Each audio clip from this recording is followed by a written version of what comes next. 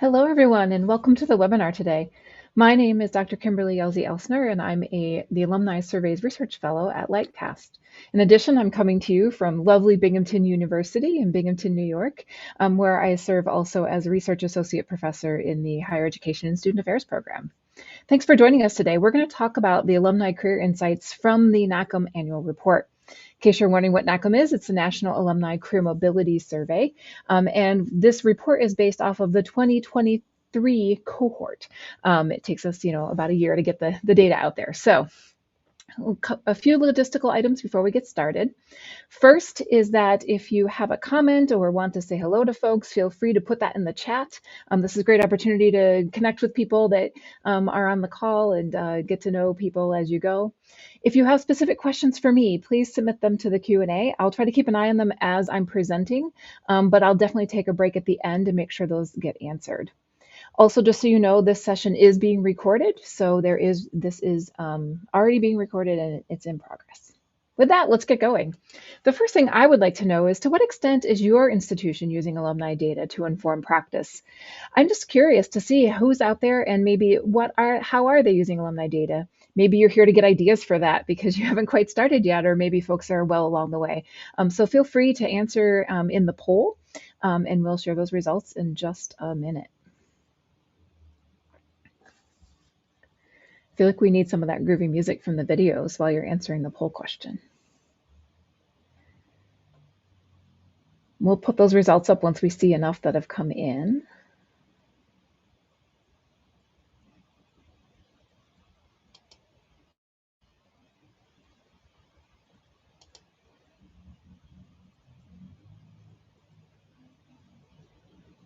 Okay, how about we put up the results and see where we're at? So we've got about 3% in a great deal. Most people are hanging out in that moderately or slightly zone. I think that's probably normal. So if you're all feeling a little bit of a sigh of relief that you're not up there at top end of the scale, that's good. And then about 13% at not at all. So hopefully this webinar can be helpful to you to get a sense of how the national data is looking, but then also how that might help you at your institution inform maybe a strategy for starting to use alumni data as you're doing the work. We're going to talk a little bit first about some NACM updates and some foundations. I know there's probably some folks on this call that maybe are familiar with NACM, have used NACM before, and others who might be just learning how to do it or learning about what it is and how they can use it. So we're going to do some updates for the folks who've been around for a little while, and we'll also talk about some basics so you kind of everyone can start on the same page. Then we're going to get into sort of two of our key measures from the annual report this year. One is actually how we look at equity and return on investment, both of those two concepts, how we're measuring them and what that looks like in the national data. And then we're going to dig into the 5 research factors. And for those, we'll talk about overall trends. We'll actually look into the equity piece for each one of those factors, as well as how you can then in turn sort of have an impact on those practices. Because what we love about the NACM data is it always loops back to how you can transform what you're doing on your campus. So we call those influential practices. And then we'll finally spend a little bit of time at the end, tips on how to use the annual report to either support what you're doing with NACM or maybe to support just thinking about alumni data on your campus. So a little bit about the data and about NACM. If you're not familiar with NACM, the survey itself was created in 2019, really to think about how we can better get information from alumni that sort of goes beyond the salary and job titles and some of those basic information that we often collect from alumni, to dig a little bit deeper, both into understanding their reflections on their experience, but also more importantly, how we can loop that back to transformative strategic planning on the campus now to help our current students. So really the reason why it was created first was that call for sort of quantifying the value of higher education. It's everywhere now, trying to think about how we talk about value, how we talk about ROI, and what does that look like? And a lot of campuses are finding that if they just keep the conversation to salary or keep the conversation to um, whether folks are getting a job and where they're getting a job, it often is limiting both in how you can tell your story, but also, what majors you can promote, as well as thinking about what does that mean for success, right? We want to tell a success story that's much more in depth, much more robust than just salary and job description. So the NACM was created sort of to bring all those concepts together in one survey. Um, a lot of the research that I do is around what is the sort of theoretical concepts around this. And what we're finding in the research is that there's both objective and subjective ways to think about how we tell the story about success and how we tell the story about value in higher education. And those objective measures, things like salary and job title and things like that, have been around for a while, but we know that it leaves out a good portion of the story, especially for a lot of our students who maybe are going into very valuable fields like social work and teaching and things like that, that maybe don't, they're not scoring high on those objective measures. So these subjective measures are really becoming an important part of the research and thinking about how do we actually complete the picture of value? How do we tell our value story with beyond just that salary piece? Also, institutions, I think, are really well positioned to demonstrate their value, but they need to go beyond just sort of that first destination. What are students doing right after graduation? We know that a lot happens post graduation with our alumni, and we have to sort of be able to get that information from alumni in order to tell that story. And I firmly believe that the sentiment data that we collect on the NACM survey provides a much more comprehensive measure and gives you some really good feedback. For me, it's always important. How can I use this data to improve what I'm doing? How do I use this data to break down some structures and barriers that might be preventing some of our students to succeed? And so we go beyond just saying our alumni are satisfied, our alumni are doing well in career, but also, and these are the things that we did while they were on campus that actually helped contribute to that success. And so this survey is really meant to actually provide that feedback loop as well. So NACM results, this is sort of everything I just said in one neat slide, but basically what we do is we take the 5 research factors, we start looking at them through the lenses of equity and return on investment and those strategic influencers, and you actually get actionable insights on each of the research factors. This is one of the things that excites me about the survey is that because there's 5 research factors that are held up really well with our measures, your institution can pick, we're really interested in affecting that career satisfaction, or really interested in career pathway preparation or economic mobility. You can pick which research factor you really want to hone in on, and NACM will give you ideas around equity or ideas around how that relates to return on investment, as well as those strategic influencers for each one of those factors. A quick update for the folks who have been around for NACM for a little while. You'll notice one big change in the report this year. And that is because we actually spent the last year doing some more statistical testing on the measure. So as I said, NACM was developed in 2019. There was some pretty robust testing at that point for validity and reliability. But it hadn't been tested in a few years. The survey instrument had been tweaked a little bit to make it better. And so we decided it was time to retest those things and make sure that the research factors and other things that we were sort of talking about and using the data for actually held up statistically. And what we found was the 5 core research factors, the ones that I just mentioned on the other slide, really held up strong again through another round of testing. That makes me really excited. It means we've got some really great stuff to work with those research factors. The one factor that didn't hold up was the Career Mobility Index, which was another factor that we used to use in the annual report. So we're going to drop that off for now. I'm a firm believer in all the research I've done that there is a very strong measure of career mobility within the NACM survey. So that's our work for this year, is to think about, okay, the first one we had statistically doesn't hold up anymore for lots of reasons. And if you want more information, there's information in Appendix A of the annual report, but it's time for us to rethink how we measure that through the NACM. So stay tuned. We're going to have more work on that this year. But for now, we're going to focus on the stuff that we know tested really well, which is those research factors.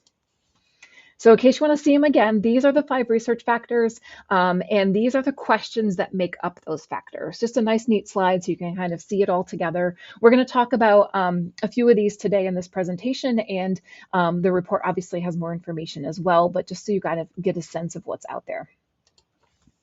Now let's dig into the data. So this year's report is based on 9,067 undergraduate responses. This means that it's alumni from the classes of 2013 and 2018, so 5 and 10 years out of 2023. We focused only on the undergraduate students. NACM does collect data from graduate students as well. That population isn't as large, and so we really focus on our undergrads for this particular report. 57% of that group was the class of 2018, so they had been out of their undergrad for 5 years. 43% were the class of 2013, so they were the 10-year. 52% of them identified as female. The remainder identified either as male or as non-binary. 22% identified as first generation. 73% obtained their degree at ages 17 through 24, so what we often call the traditional age college student. And 73% identified as white. Again, if you're a NACM person for the past couple of years, you wonder how this looks compared to other years. We have a slightly more diverse group this year, actually, more diversity with race, with more first generation students in there, and more diversity as far as gender as well. So let's dig into the research findings since we've covered the basics. Like I said, there are sort of 3 connecting themes throughout the NACM survey. These strategic influencers are really the things that you could do, a college campus or an institution can do to actually really influence these other 2 things, equity and return on investment. So for this presentation, we're actually going to start at the bigger circles, which is return investment equity. And then we're going to bring it down to those strategic influencers, but we're going to do that by each of the research factors. Again, because your institution can then say, oh, we really want to focus on this one particular research factor, and they'll give you some specific information about what those influencers are. So with that in mind, let's start first with thinking about how we actually measure return on investment in equity. It's good to know how we're measuring it before we get into how that relates to the research factors. Return on investment in NACM is really designed around 3 questions. One is, I'm satisfied with my educational experience. The other is, my degree was worth the tuition I paid. And the third was, my degree was worth my student loan debt. I feel like these are 3 tiers to the sort of overall picture of ROI, right? The first one was a satisfaction, which is great to know. It gives you a pulse. But then we sort of up the ante a little bit and say, okay, was it worth the tuition you paid? And then we even went even more. Was it worth the sacrifice you made by taking on student loan debt? Equity, in this case, we basically measure equity gaps. We examine the populations that had robust enough response numbers. So typically, what you're going to see in this report when you see equity gaps are populations that had at least 150 responses or more in them. And that way we could perform the appropriate statistical analysis. So you might not see race, for example, broken down by all the things that the NACM survey asks, because some of those populations didn't quite meet that 150 threshold as a minimum.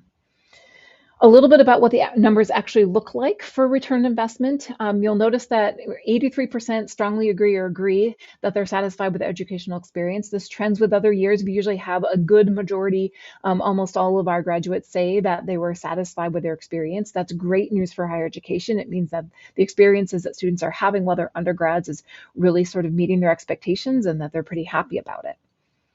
Now, we always see the data go down a little bit more when we ask them about the degree worth the tuition I paid question.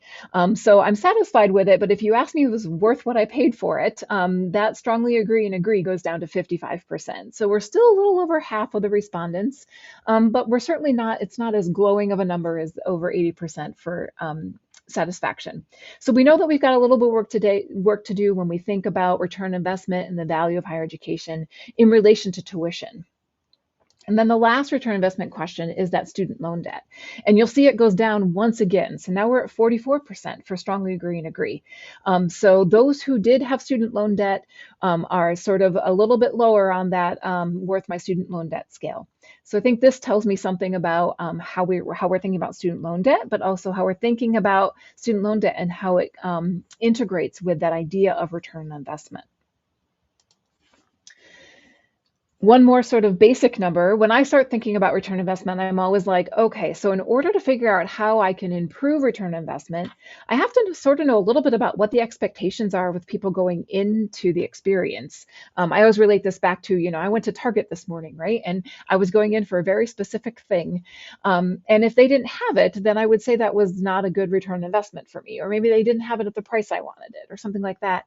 So you have to know the expectation in order to impact the return investment or that idea idea of value. So one of the things that NACM asks is actually what motivated you to get your degree. And you can see that the top 4 are consistently the same every year. And 3 of the 4 actually relate to career. So career success, financial gain, and required for career aspirations. And then intellectual development is that second rated one. I always go back to this slide for a couple reasons. One, if we want to impact ROI, we need to think about how career fits into that. But also, 2, we need to think about intellectual development and career together. Because what this slide most says to me is that traditionally in higher education, we've often thought about people coming into higher education sort of as the or proposition, right? They either want to get a degree because they're interested in career, or they want to get a degree because they're interested in intellectual development. And if they are interested in career, they go to the nursing school, the engineering school, the business school, the education school, things like that. And if they're interested in intellectual development, they can go wherever they want, but oftentimes they end up in, liberal arts, humanities, social sciences, things like that. What this data has said to me every year that I've looked at it is that what students want is really the and piece. And that's something that higher education still needs to really figure out. They want both of those things. It doesn't matter whether, that means that the people going into the engineering school want intellectual development just as much. And the people who, are going into liberal arts or the arts in general, I'm a music major, so shout out to them, they also want intellectual development and career. And we're really good in higher education of separating out those two things. But if we really want to think about ROI and impact, we have to bring them together. So with all of that sort of as the basics, let's take a look at the 5 core research factors. The first one I'm going to highlight is career preparation. And you might be wondering why, but partly because of that slide we just talked about and the fact that career was so high in those motivations for going to get a degree. And so I figure, okay, if we want to influence ROI, let's start with the career things. So career preparation is pretty consistent from year to year. We saw a little bit of a improvement this year, but it's pretty much hovering in that upper 40% range from year to year. And so as institutions of higher education, we're probably remaining stable, but I guess that's the good news. But I guess the not so good news is that it's less than 50% of the alumni scored high in this area of career preparation. Again, looking at the specific questions in that area, you kind of see how it lays out. And so, 83% said that they strongly agreed that they were satisfied with their educational experience, which we already talked about. And that factors into career preparation, but then it kind of goes down from there. And you'll notice that tuition is factored in there as well. When we look at equity in this area, because it's not the same for everyone, we're finding that first-generation respondents saw significantly lower scores in this area. Black or African-American respondents saw significantly lower scores. Non-binary gender identities saw significantly lower scores. And there were no statistically significant differences between the age cohorts. So while we know that we're sort of probably lower than we want to be at that 9%, overall, we also know that there's specific populations that are seeing equity gaps here that we also need to particularly pay attention to when we're thinking about career preparation. Career preparation, in case you're wondering, well, how does this have to relate to return on investment? We actually do test that out, and it is strongly linked. There's actually a very strong positive correlation between career preparation, high scores in career preparation, and return on investment. And if you don't, if you're like, correlations don't respond to me, look at the graph and it'll show you, right? 86% of the people who scored high on career preparation also agreed or strongly agreed that their tuition was worth their degree. So that really shows you a pretty big jump as opposed to the 6% on the low end of the scale. So there's definitely a relationship there. And this is the one that's worth my student loan debt. You'll see that it's not quite as drastic, 67% who strongly agreed on their student loan debt also scored high in career preparation. So those things are linked statistically, but they're also pretty linked strategically and practically as well. This idea of, okay, so if we want to boost our return on investment, how do we influence career preparation? So here's our strategic influencers for career preparation. And you'll notice the top one, and again, these are also statistically done. If you're interested in how we do it, feel free to do it, but I'm not going to spend a lot of time on the methods right now. But basically, we took and said, okay, which one of these things actually influence this particular research factor? Institutional career investment, which is another research factor, was top on the list. So we're going to talk about that relationship in another couple of slides. But you can also see some practices there that we can really dig into on a campus. Understanding my career options, creating a plan for my career, envisioning my career options, and gaining career and self-development skills. And each one of these questions in the actual instrument start with, my institution helped me to understand career options. My institution helped me create a plan for my career.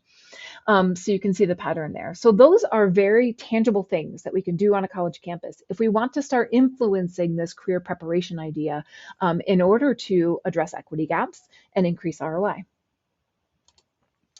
And I promise we talk about institutional career investment, so let's dive into that research factor next. This one, again, has remained consistent over time, and this is the one that, every year, people are like, oh, that hurts. 23% scored high on institutional career investment. We got a lot of room to improve here on the idea of how institutions are actually showing students and actually investing in students' career preparation. This is just a quick roundup of the individual questions within that particular factor, so you can kind of see how it lays out. Almost all of them are below that 50% mark, with the one that's 54% understanding career opportunities. Equity gaps, as you can imagine, exist in this one as well. First-generation students, Latinx students, non-binary gender identities as well. So again, we've got specific groups that we can think about and how we're especially looking at those strategies and saying, how are we combining the strategies with thinking about equity gaps for these populations? Institutional career investment is, again, strongly linked with return investment. So we did run those correlations again for this one, and you can see from the graph just how drastic it is. So this is my degree was worth of tuition again. So those who scored high also strongly agreed 80%, versus those who scored low, only 33% agreed and strongly agreed. So clearly there's a link here, both statistically and practically, about the idea of linking institutional career investment with ROI. And this one is about tuition being the degree worth their student loan debt, again, shifts a little bit as far as 66%, not the 80%, but still quite strong. And this was also statistically significant. So how can we influence this one, right? Like if we take career preparation, institutional career investment, how do we think about how we can influence those? Many of the things that were on the list for career preparation also were part of institutional career investment, but these are some additional ones. So helpful career advice, in particular from career services and academic advisors. And keep in mind, academic advisors for the respondents could mean both faculty and professional advisors. Gaining career and self-development skills, gaining leadership skills, and gaining professionalism skills. So when we think about these two things come together, there's definitely an overlap between career preparation and institutional career investment. Institutional career investment is one of the biggest influencers for career preparation, and in turn, there's a lot of overlap in the strategies in general. So I really see these as sort of feeding off of each other. And if you think about it from probably a respondent perspective, it makes sense, right? I'm going to feel better prepared if my institution invested in my career. So the two things really do play with each other quite well. So overall, if you want sort of your biggest, effect size, you're definitely going to want to think about how all of these work together, which gives you even more strategies, especially if you think about how you partner things like career and self-development skills with understanding career options or creating career plans, helpful career advice with envisioning your career options or, creating a career plan. So there's lots of ways that these can overlap and integrate as well. As a faculty member, I'm actually creating a class right now, and I'm actually thinking about how we integrate many of these different things into the class. And it's really kind of an interesting way to think about how you formulate your curriculum. The next idea is this idea of career satisfaction. So this is the third research factor. Again, I'm going to stick with the career theme first, and then we'll move on to economic mobility as sort of the last one we look at. So career satisfaction is improving over time. Actually, we got a pretty solid trend there, right? 63% back for NACM 2021 cohort, improving to 65 and then 68. So we seem to be tracking well as far as improving over time with career satisfaction. I'd also like to note, NACM 2021, if you can think about when that was administered, it was in the middle of COVID. It was also in the middle of the Great Resignation and many other things. And so it would also kind of logically make sense that hopefully what we're seeing is actually a trend that's showing that we're recovering after the effects of the COVID pandemic on a lot of the career and job related things. So I'm hopeful that that's going to keep on increasing as we do another few more years of this. So overall, career satisfaction's high. That's great. We want alumni to say that they're happy with their career. It's interesting that many of the pieces that make up career satisfaction are pretty high, with the exception of I've advanced in my career as I'd hoped. I think that's probably something to keep track of, even though as institutions of higher education, we may not have as much influence over that one. There are many more equity gaps when it comes to career satisfaction. So something to keep an eye on, because we're going to talk a little bit about how institutions can influence career satisfaction. Gets a little mucky in there, right? The alumni are 5 and 10 years out. You don't have a whole lot of influence over that. But there's some things we can do to keep an eye on that, because it is impacting, in particular, some of our historically marginalized populations even more. So that to me makes the strategies even more important, because how can we then help counter that while they're students?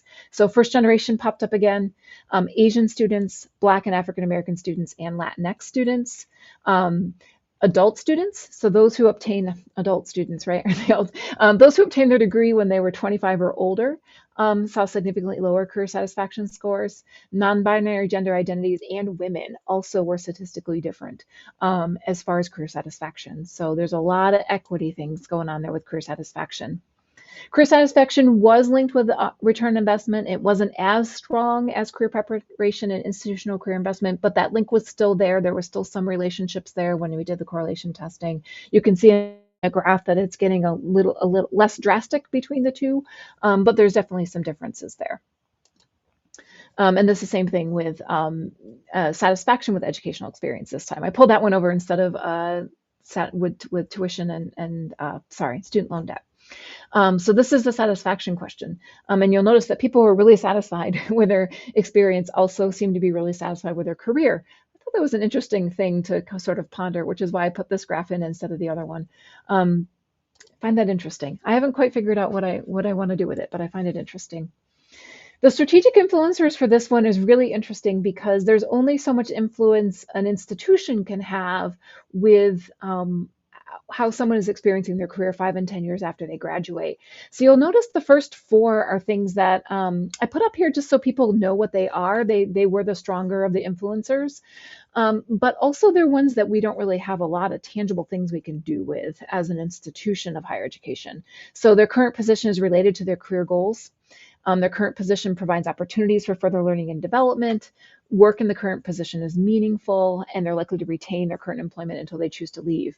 But the last 2 are things that we can think about while students are still on our campus, still getting their degree, that have an influence on this career satisfaction later.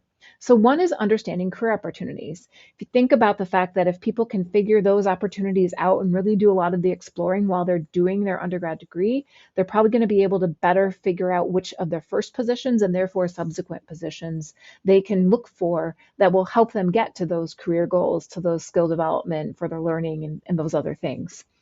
The second one I thought was also really interesting. First job secured after their degree helped them pursue their career goals. I've worked in higher education for a long time, and we're often so focused on just making sure they have a job. But how often are we really thinking about how does this first job, first destination after you graduate, help you get to your career goals? And how are we doing things while you're here to help you figure those career goals out and make a plan for those career goals so that you can get to that first opportunity?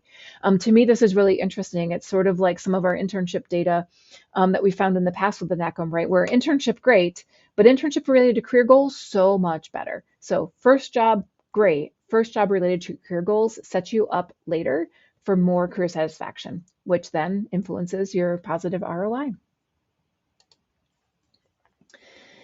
Finally, we're going to look at economic mobility, which is one of the other research factors. This one has so many layers to it, so I'm just going to give you a quick overview of it. There's a lot more in the report. So economic mobility is showing some positive trends. Again, 42% in 2021, 46 in 2022, 48 in 2023. I'm really hopeful again that that's showing some trends that will continue to go up because we all want economic mobility to go up. But economic mobility is an interesting measure in the NACM. So one thing we don't look at is salary. We actually have 3 questions that make up this factor, and they're all sort of self-assessment of where they are and what their earning potential is in relationship to the household in which they grew up. So what do we know about this factor? Alumni who start at higher socioeconomic status while they're an undergraduate score probably middle of the road in economic mobility.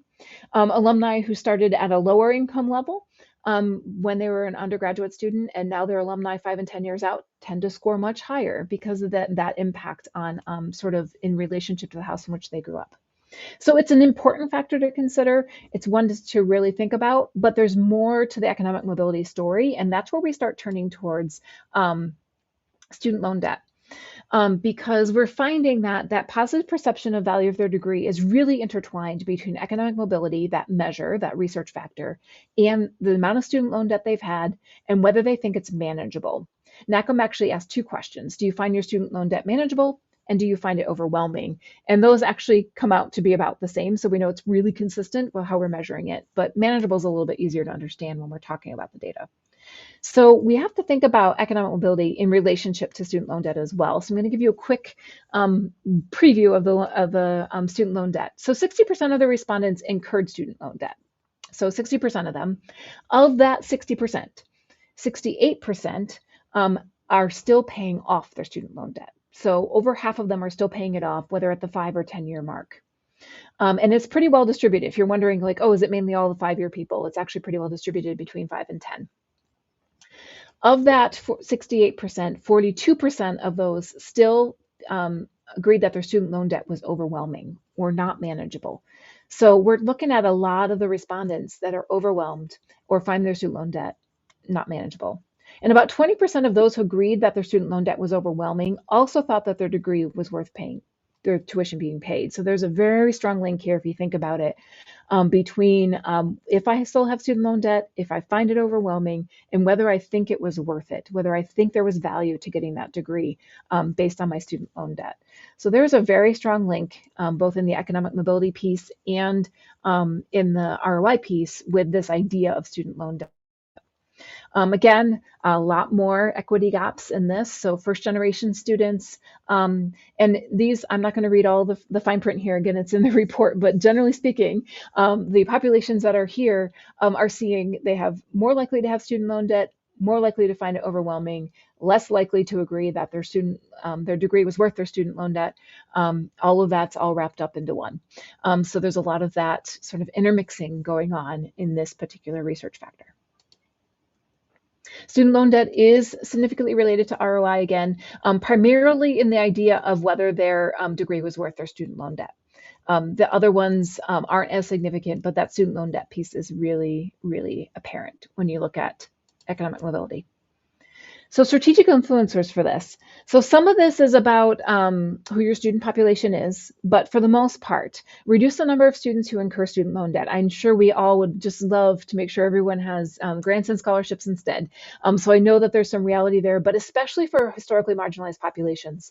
I worked with one campus who actually saw this data in their own data and said, wait a second, I know that we can easily excuse this through so many things that are happening in higher education right now, but let's look at our financial aid policies and see if this was really playing out on our campus too. And they found out that it was, and it was a matter of rethinking their policies particularly with a social justice or anti-racist lens to it.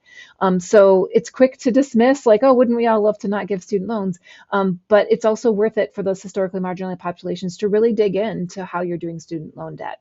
And when you are giving student loan debt, thinking about how manageable is it? So many people in our survey and our respondents actually were okay. They didn't see that if they thought that student loan debt was manageable or they weren't overwhelmed by it, then they were more likely to say that it was worth it. So how do we then make it manageable? So even if people have to have student loans, how do we make that so that it's manageable to pay off in either that 5 or 10 year mark without totally overwhelming people for long, long periods of time? Community engagement is the last research factor. I'm not going to talk a lot about it because it's interesting to me. It doesn't really relate to return on investment. Obviously, it doesn't really relate to career in a lot of ways. But I do know some campuses are really interested in it, and that's why it stays on the NACM survey, because some campuses are working towards that Carnegie classification in community engagement. Others, it's an essential part of their mission. So they really want to see the results of these pieces and how that it's affecting their alumni. So these are the scores. They're pretty much remaining consistent. We ask a lot of different community engagement questions on the NACM, and almost all of them factor into the research factor, which is great. And some influencers there. I thought it was interesting. We do ask if students participated in service learning or community engaged learning. We ask them if they volunteered on a regular basis while they're undergrad. None of those pop up as influencers in the statistics, but we do get some very specific skills. And so again, the research in me is like, we're going to talk about this later. We got some questions to ask here about, which comes first, right? Is it the experience that's actually teaching the skills? So the skills pop up as the influencers because the students aren't connecting it with the experience. There's lots of things we could probably think about in the community engagement world for this. But for now, I'm just going to put it here because I want to make sure we have enough time for other things. And there is more in the survey. So if you're like, oh, this is really interesting stuff, I really want to know how we can start, or we've been doing NACM and how do I get started? These are my suggestions. First, focus on the research factor that addresses your strategic priorities. So it might be one of these, it might be two of these, it might be three of these, but hone in on those first. And the report is written by research factor. So if you're interested, you can kind of dig in that way. And if you're a person who's like, but I want to see big picture, so I actually don't want to look at it by research factor, but I want to look at it by just equity gaps, or I want to look at it by just the strategic influencers, we have an appendix for you. There are two appendices that actually give you a pretty clean chart about what influencers are linked with which of the research factors and which equity gaps as well. So you can kind of see, okay, for Latinx students, we're really talking about all of the equity gaps in these areas kind of thing. So those are both there. So you can focus in on sort of figuring out your strategy there. And then strategically adjust equity gaps. Each one of these research factors has some really good information about where those equity gaps are, and really then taking it back to your own campus and saying, what does our data look like for this? Are we seeing gaps in what people are experiencing, what they're not experiencing while they're students here? And then how do we start influencing that? And then also ensure that you're collecting your own robust alumni data. So this data is a great place to start. I know a lot of campuses use the NACM data and the annual report in particular to start thinking about how they might collect or use data that they have on their campus. But really thinking about then how do we get the inside perspective on our own campus is really important as well. And in case you're wondering how you can do that, this is my one small pitch slide. But one of the beauties of working with somebody like Lightcast or a company like Lightcast is that it really can help you sort of ramp up that robust alumni data really quickly, because it's not just the NACM survey, but there's the First Destination Survey, Embark. There's also alumni pathways. There's lots of different tools that Lightcast has that can sort of add to the picture of your alumni story. So thinking about, okay, how do we start with tracking outcomes? You can spend a lifetime just trying to figure out who's working, where they're working, things like that. So how do we make that an efficient process and get the data we need quickly so that we can spend our time on getting the sentiment data that matches it, that complements it, that tells another version of the story? And then how do we then package that in a way that's really easy to use and communicate out?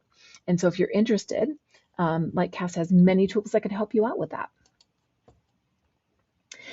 And then I wanted to end with, because I always get this question, okay, this is an alumni survey, you got 9,000 respondents, that's great, but we're an institution that really struggles with getting alumni to answer our surveys. And I can tell you that there's a bunch of research on this because it is a trend that's been happening for decades for higher education. It's very hard to get your alumni to respond to surveys.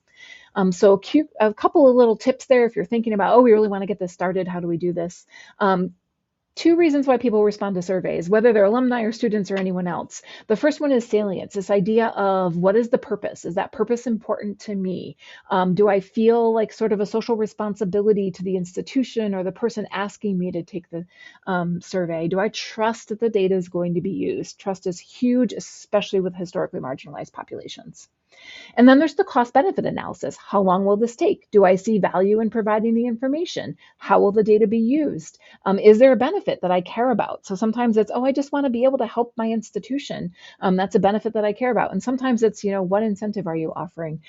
So it depends on your population, sort of what sort of resonates with them. So if you take these two reasons and you think about, okay, how do we then collect alumni survey data? These are some tips I have. One is develop a plan by a cross-institutional team and know the why. So if it's like, we're just going to do this alumni survey because we feel like it would be good. We went to this cool webinar. It seems like really good information. Let's see if we can collect some of our own. That might not be a good rallying cry, right? But if you say we could really get some useful information on these things, then that helps people understand why. Why I say it needs to be cross-institutional, because with alumni, it touches a lot of people. The alumni office obviously needs to be involved. Communication office, especially those who are doing communicating with alumni, but also for general communications. Your senior leadership team needs to know that this is happening, because deans and other folks, provosts and things like that, want to know what data they can use later, and how they can help.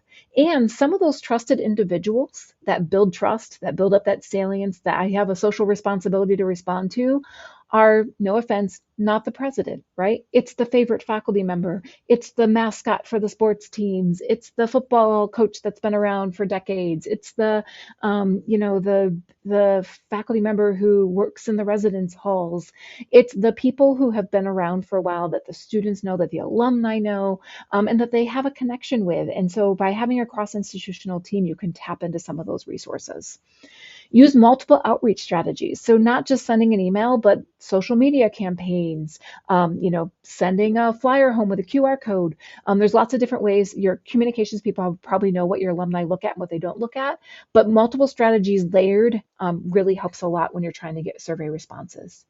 Have the ask come from the people the alumni know and respect. I already, and have trust with. So I already hinted at this one, but I have to admit, one campus in particular, I was really impressed. They were like, wow, we don't have enough. This is midway through. They were like, we really want more first generation students. We've been working hard at trying to understand their needs more and hearing their voices more, and we need more responses. And so they thought about who works with those students and who those alumni knew. And they asked that person to send out an email asking people to respond to the survey. And they got their response rate just jumped, because they got the right person to ask. So really thinking about those things. Incentivize with things that the alum care about. So Amazon gift cards, maybe fine, they're pretty generic, right? But if you can really think about what they care about, there's something really important to your institution, some tradition that they would appreciate, something like that, swag, things like that, that they might not have access to, really helps if you're going to offer an incentive. And then combine it with other data sources. So not just use your alumni data, but thinking about career pathway data, thinking about how that data combines with other things. I was just reading an article from a campus who took their alumni data and connected it to them. They actually tracked involvement in high impact practices while the students were there. And now they're starting to connect their alumni data with what students did while they were there, with learning experiences, and really finding out some really important things about sort of how all these pieces fit together really well. So the last thing we're going to do, I'm going to actually try to check out the Q&A while we do one more poll. If you want to connect with Lightcast and learn more about NACM, you're going to go ahead and let us know that so that folks can reach out to you. And while we're doing that, I'm going to try to tackle some of the Q&As. Thank you for the people who put some in so that I can answer them now. I'm not great at tracking questions while I'm presenting, so I appreciate your patience. One person asked, is the data only from the US? That is correct. It is just US institutions at this time. Another person said, is the data only for the undergraduates? Yes, we do collect graduate data. That data is a little bit, we have more and more institutions partnering with us for the graduate survey, but we haven't dug into it yet. We're waiting for it to get a little bit bigger in sample size. We'd be pretty limited, for example, in breaking it down by race and things with graduate students. So we'll get there, I think. But this year we decided to focus on undergrads. One person asked, is there a threshold for college or university results to be included? For instance, what if an institution's response rate may not be reflective of their overall population? We actually include everybody with the idea that more data is better than none, because we're sort of looking at it from a much larger perspective than any individual campus. So for example, some campuses who may not have a large response rate, but they're added in, and so that way it actually gets offset by the institutions that did have large response rates. So instead of really thinking about it in relation to every single institution's profile, what we really do is look at it overall, and that's where we start making decisions about which populations have a robust enough data for us to really look at statistically as we go along. Do I know what the median response rate was for NACM schools? I'd have to look that up, so I don't have it on the top of my head. I do know, based on experience, that it often ranges. So some campuses get as high as like 25%, which is pretty high for an alumni survey. Other campuses hover around the 5% range, and the bulk of them are sort of in the middle somewhere at that 10 to 12% range. I think it's getting better every year. I think that the team that works with NACM is getting better about hearing suggestions and things like that, and figuring out what is working at different campuses. And I think our campuses are recognizing that it needs to be really a high strategy. They can't just toss it out over email and hope that they get responses, but they really need to have some strategic planning around that and thinking about those cross-institutional efforts. So I think our schools are getting better at doing it as well. How many college universities are currently using NACM? I cannot give you that number right now because they're in the middle of data collection. But I can tell you that for this report, for this year's data, it was around 32 campuses that were included overall. Is the data coming from universities or colleges or polytechnics? I'm in a polytechnic and the student body is different, therefore our grads are different too. I 100% agree with you on that statement.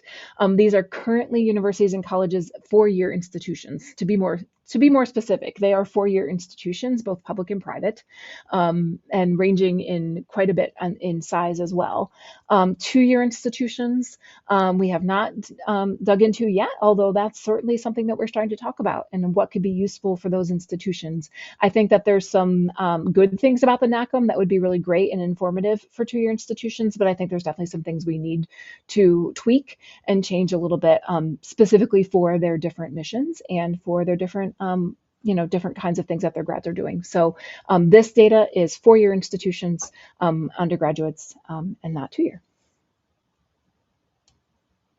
I think nope, we've got some more. What does envisioning career options involve? So that's one of the things that's a blessing and a curse for the NACM survey. We allow our respondents to sort of respond in a way that they think that they know what that means. We don't define it for them. I think our campuses for a long time have been thinking about how they use this data, and I think that they've reconciled the fact that they really like the fact that it's sort of not really specific, because for each campus, what that looks like might be different. I would also say envisioning career options is often intertwined with that exploring career opportunities. They're sort of similar tracking kind of things. But so we allow sort of the respondent to define it. So I also know that institutions then usually take the data and think about, okay, what does that look like on our campus? So I can't give you like the standard answer for that. I can tell you, based on the work that I'm doing, what we did in our program was we actually defined what that looks like for our specific academic program. And then we're thinking about how we then integrate that into the curriculum. So some of that is giving you some room to figure out, okay, what does that look like? I'll give you another concrete example. Smith College actually doesn't do the NACM, but they do another survey where they're kind of interested in some of this kind of data. And so they took that idea of envisioning career opportunities or thinking about career opportunities or career plans and things like that, and they actually changed it. They decided that they defined it as students understand and know what their next best step is for their career. And so they actually ask that question on many different assessments throughout a student's life cycle of, how confident are you in understanding and knowing what your next best step is? How does the institution help you, know what your next best step is? So you can sort of define it in a way that makes sense for you. Do schools that let alum keep their emails have a higher response rate? That is actually a mixture. I would say that it's a blessing and a curse for students who let their alumni sort of, these are institutions who say, once you have an email address with us for the institution, you keep it for life. Some of them find that it's helpful if their alumni stay engaged with their email. Others are finding that alumni aren't necessarily engaging with the email anymore, and so it's missing them. I will tell you that the schools that have multiple email addresses for alumni find the best response, because then they're hitting them up at their campus one and maybe a personal one that they've collected. Also, the campuses that also do a social media campaign and use strategic tagging, in particular with LinkedIn and how LinkedIn's tagging works, find a lot of success as well. Let's see. Do you mind elaborating the difference between career investment and career preparation? Is the investment referring to students or the career services staff? So Institutional career investment is just that. Did the institution invest in your career? And there's lots of questions that sort of feed into that. So you can see that on the slide deck, and you can see it in the report. But the idea is that the institution is investing in helping someone figure out their career versus career preparation, which is I felt like I was prepared for my career. So slightly different lens, but as you can see with the overlap on strategic things, you'll see that there's a lot of overlap because they're very much related. I would also say that the NACM intentionally doesn't focus on career services staff specifically, other than when we ask, did you receive helpful career advice and who was it from? And then Career Center staff is included along with academic advisors and faculty and alumni and employers and things like that. But overall, what we really want to think about is how the institution as a whole is thinking about career preparation. And that's really where the NACM gets the power in, because it sort of expands it beyond and thinks about scale with career preparation instead of just leaving it with the folks in the Career Center.